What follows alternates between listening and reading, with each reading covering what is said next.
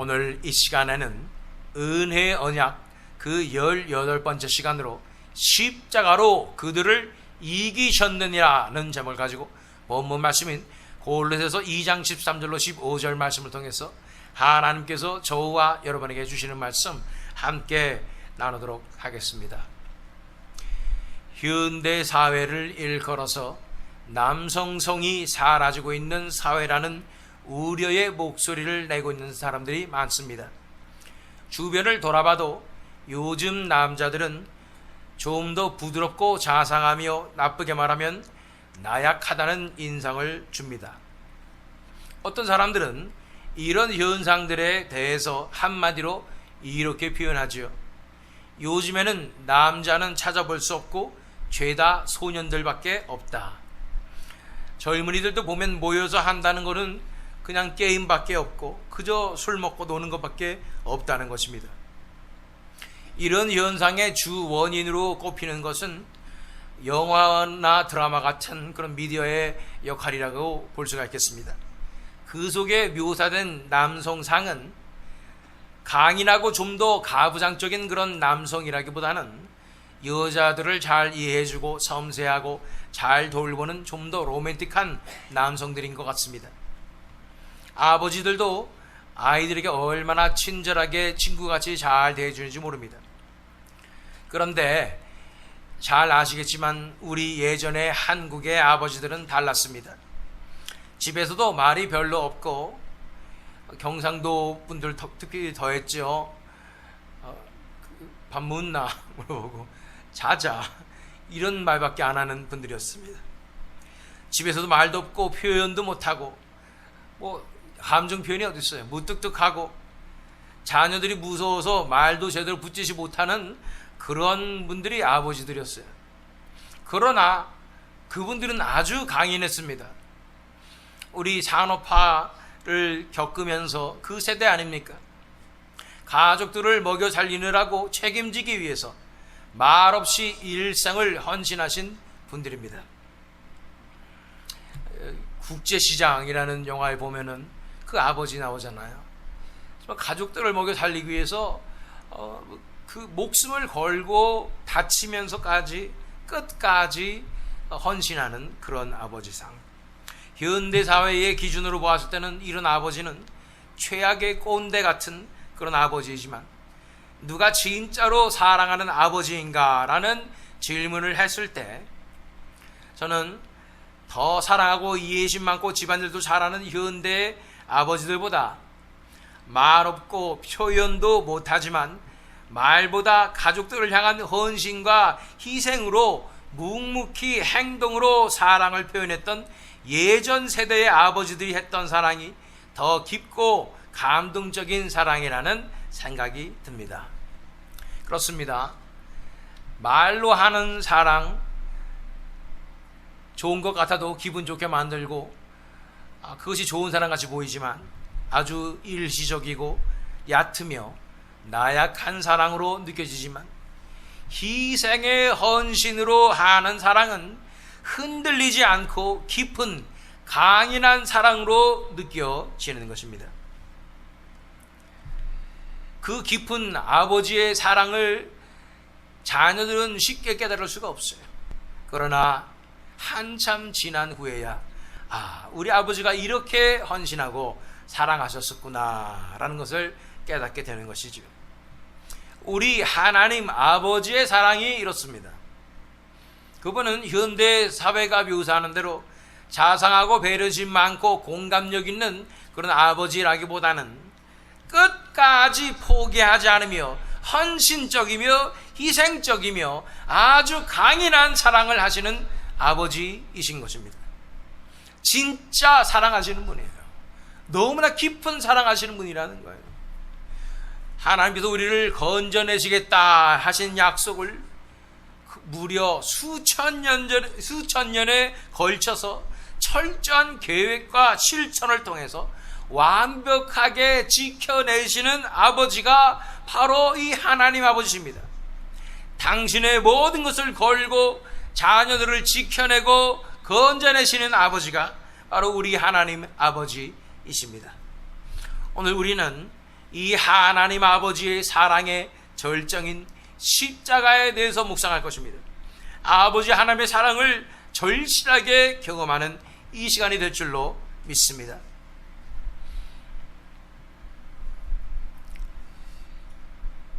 그런 것 같아요. 많은 분들이 아버지에 대한 상처가 있습니다.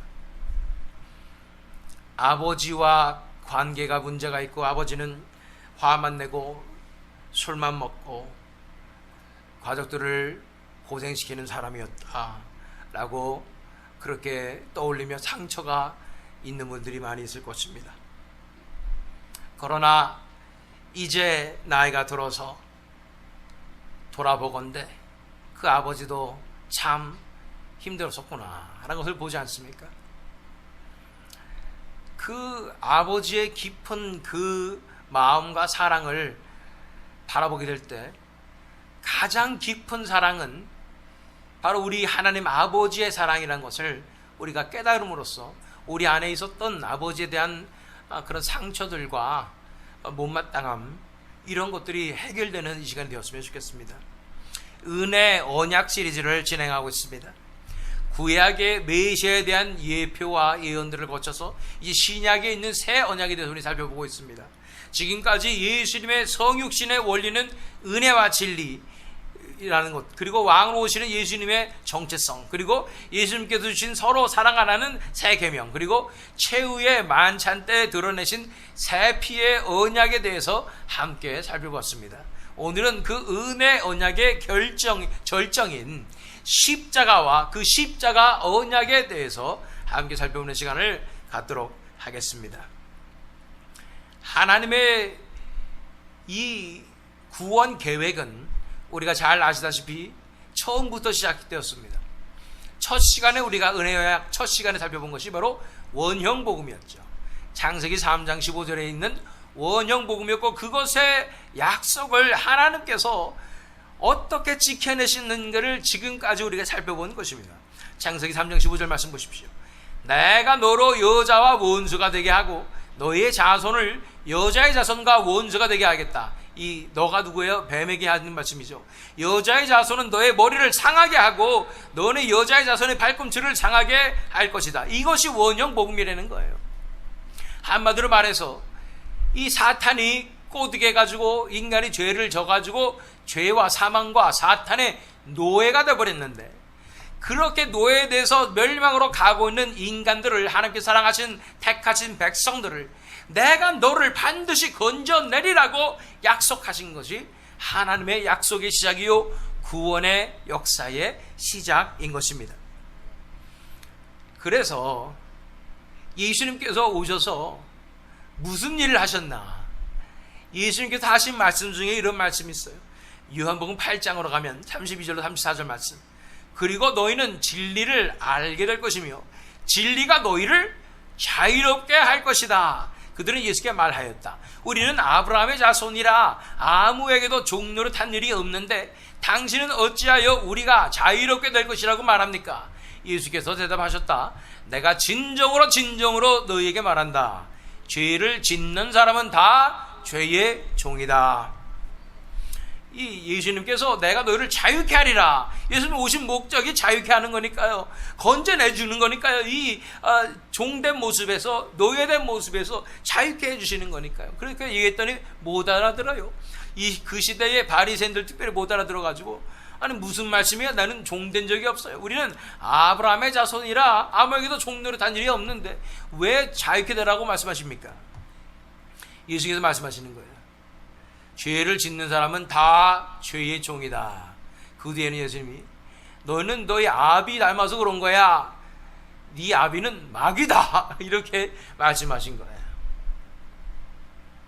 그렇게 아비가 마귀일 정도로 우리는 죄의 종이 되어서 얽매여서 결코 벗어날 수 없는 인신매매와 같은 인질과 같은 그런 상황 가운데 갇혀 있기 때문에 하나님의 특별한 은혜가 부어져서 우리를 건지시려고 준비하시고 갈고 닦으시고 예비하시고 계획하시고 수천 년에 걸쳐서 준비하신 이 놀라운 계획이 바로 예수 그리스도의 십자가였다 것입니다.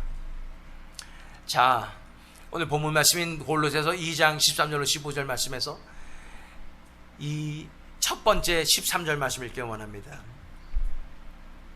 또 범죄와 육체의 무할례로 죽었던 너희를 하나님이 그와 함께 살리시고 우리의 모든 죄를 사하시고 라고 말씀하고 있습니다. 우리를 자유케 하시는데 이 본문 말씀에서 세 가지 단계를 거쳐서 우리를 자유케 하시는 것을 우리가 찾아볼 수가 있습니다. 첫 번째로 13절에 나와 있는 대로 우리를 자유케 하시기 위해서, 우리를 건져내시기 위해서, 우리를 이 노예된 상황에서 건져내시기 위해서 첫 번째 하셨던 것은 바로 죄사함입니다. 범죄와 육체의 무할례로 죽었던 너희를 하나님이 그와 함께 살리시고 우리의 모든 죄를 사하시고, 이 죄 때문에 우리는 죄의 종이 될 뿐 아니라 하나님과 우리 사이가 죄 때문에 거리가 생겨서 하나님께 가까이 갈 수도 없고 하나님을 찾을 수도 없고 하나님을 만날 수도 없는 상황이 되는 것입니다. 그렇기 때문에 이 죄의 문제가 반드시 해결되어야 하는데 이것은 우리의 힘으로 스스로 해결될 수 없습니다. 다른 사람으로서도 해결될 수가 없습니다. 왜냐하면 우리의 죄의 값은 너무나 비싸서 갚을 수 없는 죄이기 때문인 것입니다. 오직 하나님의 은혜가 부어져야 가능한 것입니다. 하나님께서 용서해 주셔야 가능한 것입니다. 이것에 대해서 이사야 44장 21절로 22절 말씀을 읽어보면 야곱아 이런 일들을 기억하여 두어라. 이스라엘아 너는 나의 종이다. 내가 너를 지었다. 너는 나의 종이다. 이스라엘아 내가 너를 절대로 잊지 않겠다. 내가 너의 죄를 짙은 구름을 거두듯 없애버렸으며 너의 죄를 안개처럼 사라지게 하였으니 나에게로 돌아오너라. 내가 너를 구원하였다. 여기서 하나님께서 하나님의 백성들인 이스라엘에게 하시는 말씀을 들으십시오. 너는 나의 종이다. 만약 그 어떤 존재가 여러분에게 너는 나의 종이다 그러면 기분이 어떠시겠습니까? 아니 나는 자유인인데 왜 종이라고 그러나? 라는 생각이 들 수도 있겠지요. 그런데 너는 나의 종이다 라고 말씀하신 분이 전능하신 하나님, 온천하 만물을 창조하신 그 만유의 주 하나님이시라면 이야기가 달라지는 것입니다. 지금 네가 이렇게 죄악에 사로잡혀서 죄와 죽음과 사탄의 종이 되어서 요 모양 요 꼴로 하는 일이라고는 종종 죄만 짓고 그렇게 사는 존재일지라도 네 형편이 지금 이렇게 되었을지라도 기억하여라. 너는 나의 종이다. 내가 택한 자니라 라고 말씀하시는 거예요. 내가 택한 내 백성을 나는 결코 그냥 내버려두지 않는다 말씀하시는 것입니다. 내가 너를 지었다. 내가 너를 택하였노라 말씀하시는 것입니다. 사랑하는 성도 여러분, 여러분은 한 분 한 분 다 하나님께서 택하셔서 이 자리에 와 있는 것을 믿으십니까?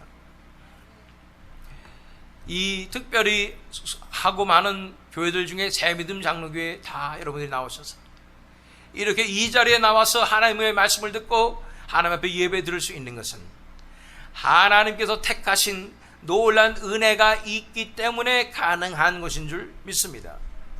나는 하나님 몰라요, 하나님 나는 싫어요 이러면서 그렇게 돌아다니며 발버둥 치며 그렇게 도망가고 그렇게 살았다 할지라도 지금 이 순간 이 자리에 앉아서 하나님께서 선포하시는 그 말씀을 듣는 이유는 하나님께서 택하여 주셔서 이 자리에 끌어앉히셨기 때문임을 믿습니다. 그러면서 하나님께서 말씀하시는 내가 택한 자들은 나는 결코 놓치지 않는다 말씀하는 것입니다. 그러면서 여러분 한 분 한 분에게 말씀하시면 너는 나의 종이다. 내가 너를 절대로 잊지 않겠다. 너의 죄를 짙은 구름을 거두듯 없애버렸으며 너의 죄를 안개처럼 사라지게 하였으니 나에게로 돌아오너라. 내가 너를 구원하였다 라고 말씀하여 주시는 것입니다. 옆에 분 돌아보면서 얘기하십니다. 당신은 하나님의 종입니다. 이렇게 말씀하시길 바랍니다. 빼도 박도 못하는 하나님의 말씀의 선포인 줄 믿습니다. 자, 어떻게 예수님께서 우리를 자유케 하시는가? 첫 번째 단계는 이렇게 죄를 사하여 주심으로써 우리를 자유케 하시는 것입니다. 두 번째 단계를 보기 위해서 그 다음 절인 14절 말씀을 읽어보면, 우리를 거스르고 불리하게 하는 법조문으로 쓴 증서를 지우시고 제하여 버리사 십자가에 못 박으시고 라고 말씀하고 있습니다. 이 증서가 있다는 거예요. 이 증서는 뭘까요? 노예 문서가 있다는 거예요. 죄의 노예 문서, 빈 문서 있는 거예요. 우리가 죄 진 거 가지고 다 하나하나 적어 가지고 빈 문서 같이 적어 놓은 게 잔뜩 있는 거예요. 그래서 사탄이 이 빈 문서를 들고 얘는 절대로 나에게서 벗어나지 못해, 내 종이에요, 내 노예예요 라고 붙잡고 있는 그 증서가 있다는 거예요. 이것을 예수님께서 그 증서를 지우시고 제하여 버리사 십자가에 못 박아 버리셨다고 말씀하고 있는 것입니다. 왜 그럴 수 있나요? 이 예수님께서 그 값을 치러주셨기 때문입니다. 자, 두 번째 단계는, 자유케 하시는 두 번째 단계는 바로 대속의 역사입니다. 대속이라는 것은 대신 갚아준다.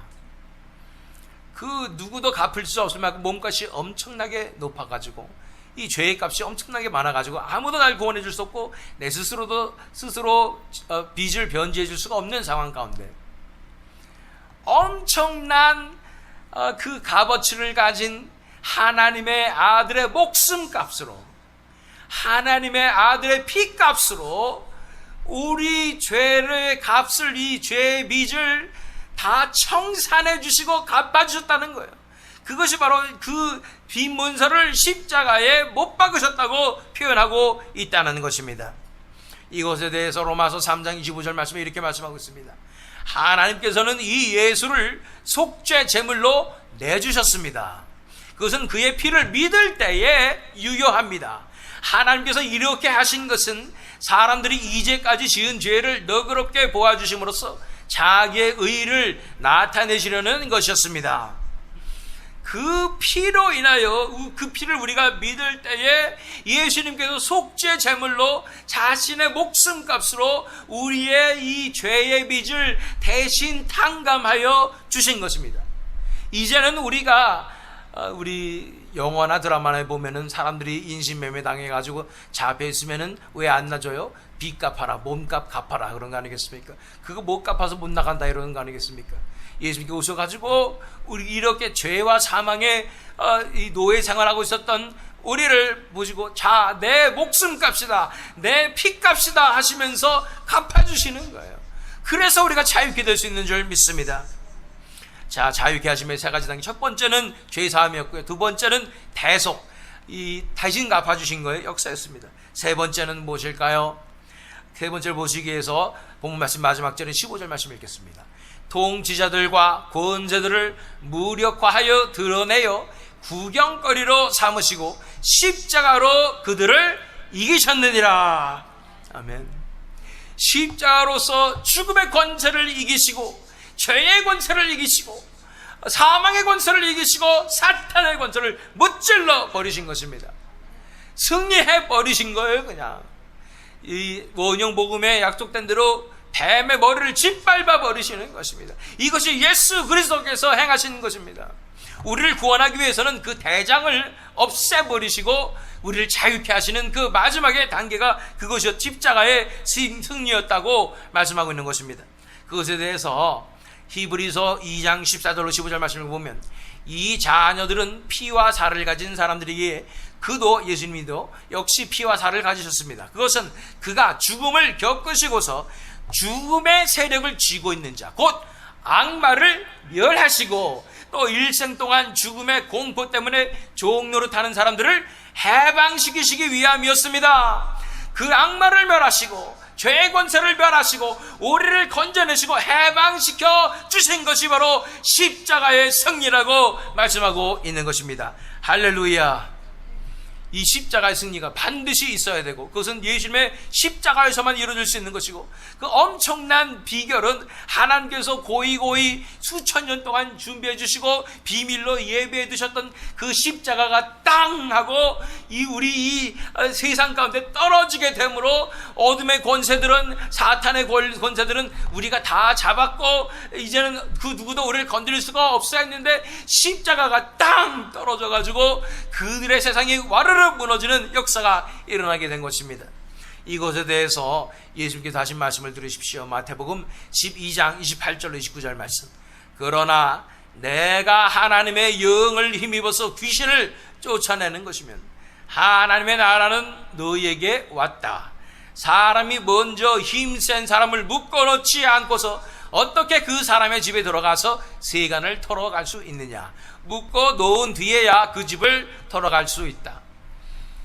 그 죄와 사망의 사탄의 권세를 묶어 놓으셨다고 말씀하시는 거예요. 십자가로 그들을 밟으셨다고 말씀하시는 거예요. 그를 이기셨다고 말씀하시는 거예요. 먼저 승리하셨기 때문에 우리가 비로소 자유케 될 수가 있는 것입니다. 이 승리의 역사가 바로 십자가의 역사를 믿으십시오.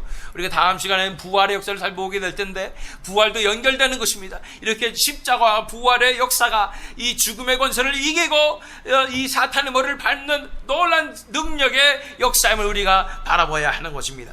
이것에 대해 사도 바울은 고린도전서 15장 55절 57절 말씀에 이렇게 말합니다. 죽음아 너의 승리가 어디에 있느냐? 죽음아 너희 독침이 어디에 있느냐? 죽음의 독침은 죄요, 죄의 권세는 율법입니다. 그러나 우리 주 예수 그리스도를 통하여 우리에게 승리를 주시는 하나님께 우리는 감사를 드립니다. 아멘. 십자가로 승리하시는 것입니다. 고이고이 숨겨놓으셨던 결정적인 하나님의 비밀의 무기, 바로 예수 그리스도의 십자가였습니다. 처음부터 십자가였어요.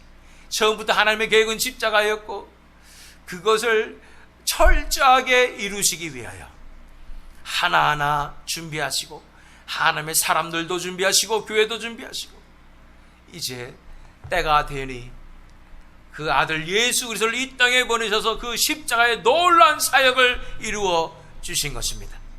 이것에 대해서 요한복음 3장 14절로 16절 말씀 보기 원합니다. 모세가 광야에서 뱀을 든 것 같이 인자도 들려야 한다. 그것은 그를 믿는 사람마다 영생을 얻게 하려는 것이다.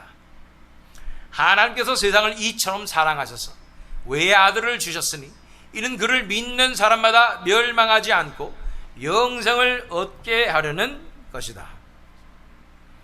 왜 하필이면 요한복음에서 모세가 광야에서 놋뱀을 든 것 같이 인자도 들려야 한다고 말하고 있을까요? 이 광야의 놋뱀 사건은 이스라엘 백성들이 잘못하여서 하나님께서 불뱀을 풀어놓으셔가지고 수많은 사람들이 불뱀에 물려가서 다 죽어가는 상황에서 모세에게 놋뱀을 만들어서 들어라, 장대에 달아서 들어라, 그래서 이 놋뱀을 본 자는 살리라 라고 말씀하셨는데, 그것을 행하신 목적이 있다는 거예요. 하나님께서 조금씩 하나님께서 어떻게 우리 인류들을, 하나님 택하신 백성들을 구원하실 것인가를 조금씩 드러내시고 미리 예표하신 거예요. 그렇게 하나님께서 철저하게 계획하심에 따라서 이 퍼즐이 조각이 다 맞는 그런 모든 전 세계와 이 차원을 다 통틀어서 그 복잡한 연상 문제를 풀듯이 하나님께서 하나하나 다 조각을 맞추셔서 이제 십자가가 이 땅에 떨어질 그날을 다 마련하시고 드디어 예수 그리스도를 십자가에 높이 달리게 하셨어. 그 예수를 믿는 자는 다 구원받는 놀라운 역사, 승리의 역사를 우리에게 허락하여 주시는 것입니다. 모세가 광야에서 뱀을 든 것 같이 인자도 들려야 한다. 그것은 그를 믿는 사람마다 영생을 얻게 하라는 것이다. 하나님께서 세상을 이처럼 사랑하셨어 외아들을 주셨으니 이는 그를 믿는 사람마다 멸망하지 않고 영생을 얻게 하려는 것이다. 왜 이러셨다고요? 하나님께서 이처럼 사랑하셔서, 저는 하나님 싫고 잘 모르고 질렸고요, 나는 하나님 안 할래, 하나님과 함께 안 있을래, 이러면서 버팅기고 이런 나이지만 세상을 이처럼 사랑하사 외아들을 주셨으니 이는 그를 믿는 사람마다 멸망하지 않고 영생을 얻게 하려는 것이다 라고 말씀하고 있는 것입니다. 이것이 우리 하나님 아버지의 사랑입니다. 우리 아버지 하나님의 사랑은 이렇게 깊고 높고 너무도 강인합니다. 이 아버지의 사랑은 오래전에 나왔던 영화, 제가 전에도 말씀드린 적이 있는 것 같은데 테이큰이라는 영화가 있습니다. 그 영화는 전직 CIA의 블랙 요원, 비밀 요원이었던 한 아버지가 평범하게 살고 있었는데 유럽으로 여행 간 딸아이가 납치당했다는 소식을 듣고 홀로 유럽까지 찾아가가지고 다 수소문한 끝에 딸이 지금 인신매매 조직에 잡혀있다.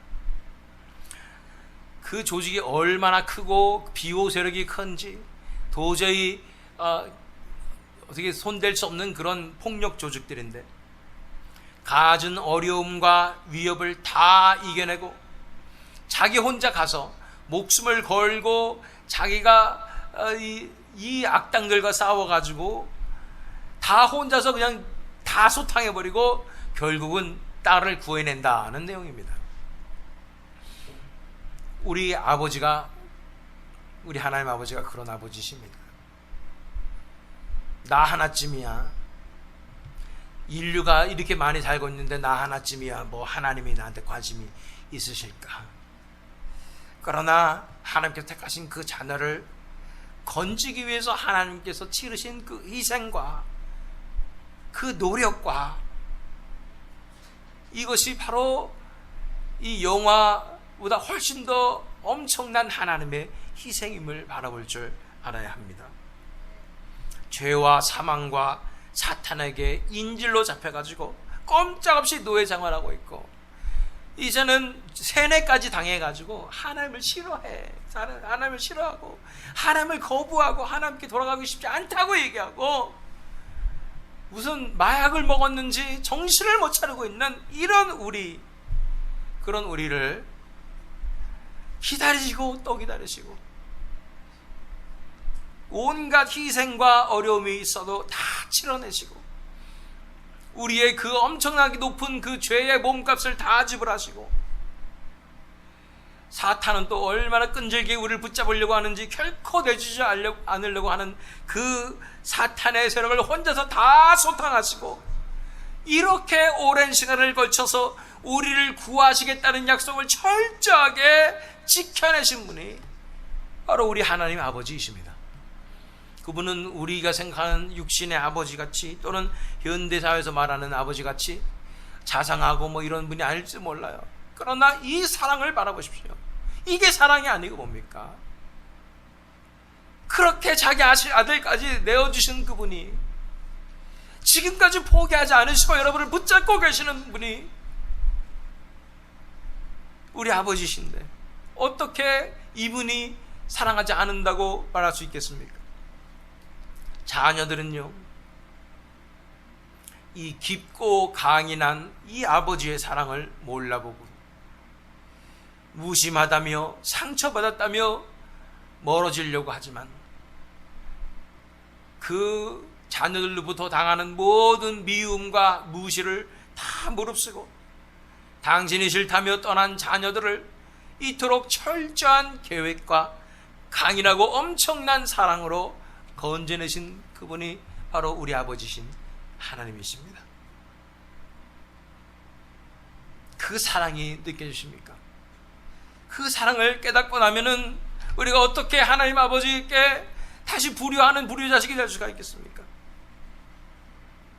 이 시간 하나님의 사랑을 깨닫게 하는 하나님의 놀라운 은혜가 임하게 될 때 하나님의 고백하는 우리가 되었으면 좋겠습니다. 하나님 죄송합니다. 하나님의 이 사랑을 몰라봤습니다. 내가 우연히 태어나 보니까 모태신앙이고 태어나 보니까 어쩌다 보니까 이 교회에 나왔어요. 이게 아니라 하나님의 철저한 계획과 은혜가 부어져서 지금 내가 이 자리에 있었군요. 이렇게까지 하나님께서 나를 사랑하셨었군요. 하나님을 몰라봐서 죄송합니다. 이렇게 고백하길 원합니다. 탕자처럼, 돌아온 탕자처럼 진심으로 하나님 앞에 회개하기를 원합니다. 그리고 고백하기 원합니다. 다시는 하나님 떠나지 않을게요. 이제는 아버지 위해서 내 인생 내어드릴게요. 그 사랑에 감격하여 고백하는 우리가 되었으면 좋겠습니다. 다시 요한복음 3장 14절로 16절 말씀을 읽을 때 이 말씀이 만약 여러분 가운데 와서 닿는다면 하나님의 은혜가 임한 것입니다. 이 하나님의 사랑에 엎드러져서 회개하며 돌아오는 우리가 되기를 원합니다. 다 함께 한 목소리를 읽겠습니다. 요한복음 3장 14절로 16절 말씀입니다. 시작. 모세가 광야에서 뱀을 든 것 같이 인자도 들려야 한다. 그것은 그를 믿는 사람마다 영생을 얻게 하려는 것이다. 하나님께서 세상을 이처럼 사랑하셔서 외아들을 주셨으니 이는 그를 믿는 사람마다 멸망하지 않고 영생을 얻게 하려는 것이다. 아멘. 이 말씀 기억하면서 하나님의 사랑 앞에 모든 것을 다 내어드리는 저 여러분 되시기를, 또 이 새 믿음 자녀가 되기를 예수 그리스도의 이름으로 축원합니다.